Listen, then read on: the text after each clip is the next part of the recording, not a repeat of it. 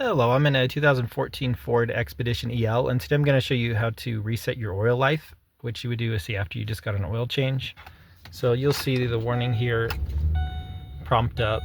Here in just a moment, you should see something like oil change required right here. So for just a momentary, since the car's on, you can reset it with this, and it goes away if you just hold it.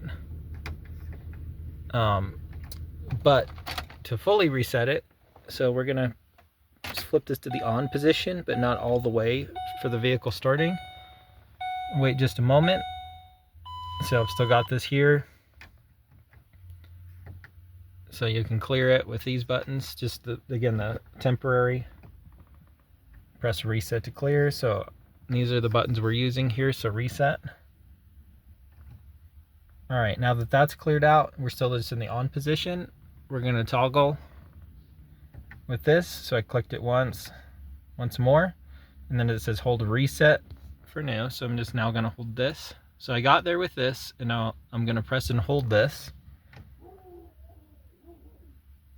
That's it. And I obviously just got an oil change, so same thing on yours.